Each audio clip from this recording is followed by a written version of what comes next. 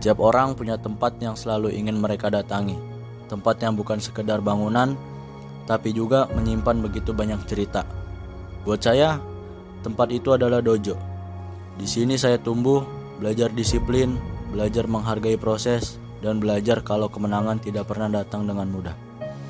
Setiap saya datang ke sini untuk latihan, berkeringat, jatuh, bangun lagi, semua terasa biasa. Karena waktu itu saya yakin inilah jalan yang ingin saya tempuh. Karate bukan cuma soal pertandingan atau medali. Karate sudah menjadi bagian dari hidup saya. Saya pernah membayangkan akan terus berdiri di arena pertandingan, terus cuma mengejar prestasi, dan membawa nama yang saya perjuangkan sejak kecil.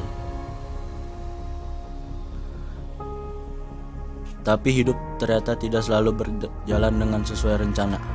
Satu cedera membuat semuanya berubah. Dan sejak saat itu, saya mulai belajar bahwa menerima kenyataan terkadang jauh lebih sulit daripada memenangkan pertandingan. Halo, perkenalkan nama saya Muhammad Faris Febrandra, umur saya 20 tahun dan saya adalah seorang atlet.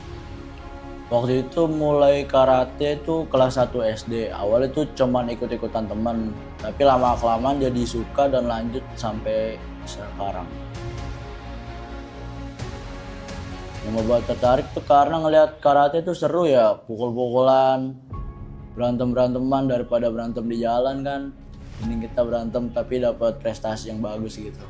Saat masih SD sih cuman sekolah, les, sama latihan, udah 3 itu aja. Kalau mulai serius tuh dari SMP kelas 7. Nah waktu itu pas lagi latihan tiba-tiba pelatih tuh ngajak buat ikut lomba tuh pertama kali. Nah habis dari situ mulai deh ikut-ikut terus, lomba-lomba terus gitu. Pada saat itu ya cukup bisa dibilang capek ya, karena kan baru pertama kali jadi atlet, terus ternyata porsi latihannya beda sama latihan umum yang lain sebelumnya. Jadi ya capek sih. Pengorbanan terbesar itu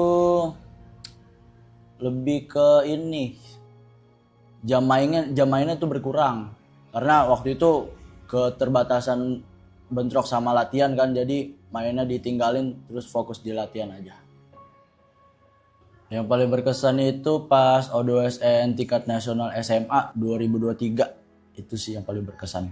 Waktu itu yang bikin paling berkesan tuh soalnya abis ngelaluin yang namanya cedera, terus akhirnya ikut tanding itu, dan ternyata di situ perjuangannya benar-benar habis-habisan dan dapet juara 3. Itu sih menurut saya berkesan banget. Waktu itu cedera pada tahun 2023. Dirasakan waktu itu dikira kan cedera biasa ya, tapi ternyata pulihnya lama banget. Ternyata separah itu. Nah, dampaknya ya pasti prestasi pada tahun tersebut sih pasti menurun banget ya. Yang biasa setiap kejuaraan itu juara, tapi beberapa kali gak dapet juara sama sekali. Yang paling berat itu kayak kehilangan semangat buat mulai latihan lagi kan, karena gak bisa balik ke pada saat prestasi tertingginya itu. Sempat ingin sih pas waktu itu ya kehilangan motivasi, sempat kehilangan arah dan pengen coba kayak udah gak bisa lanjut aja sih. Gua Naura, 20 tahun, di sini sebagai teman karatenya Faris.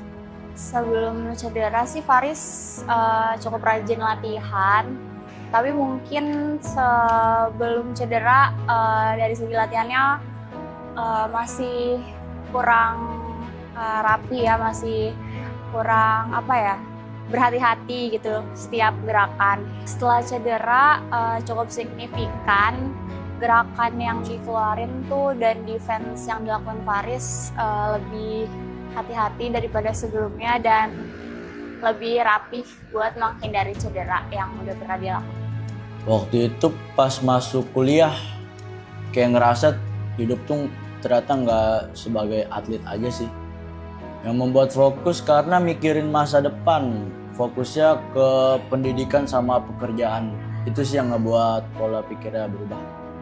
Nah, awal mulai itu waktu itu pelatih cuman jadi sebagai asisten pelatih sih, tapi lama kelamaan tuh pelatih ngasih kepercayaan kepada saya buat ngelatih anak-anak sendiri.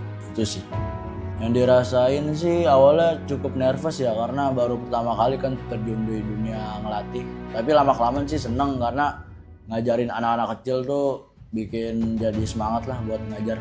Kesibukannya saat ini cuman kuliah, ngajar renang, sama ngajar karate. Nah, ngebagi waktunya sih cukup padat ya karena jadwalnya mepet bentrok-bentrok.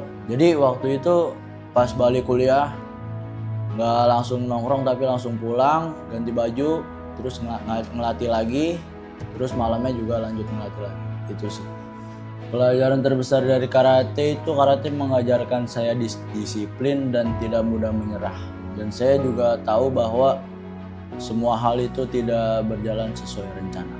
Makna karate bagi saya, dulu saya fokusnya itu mengejar prestasi, tapi sekarang saya lebih menghargai proses yang telah saya lalui. Itu aja sih.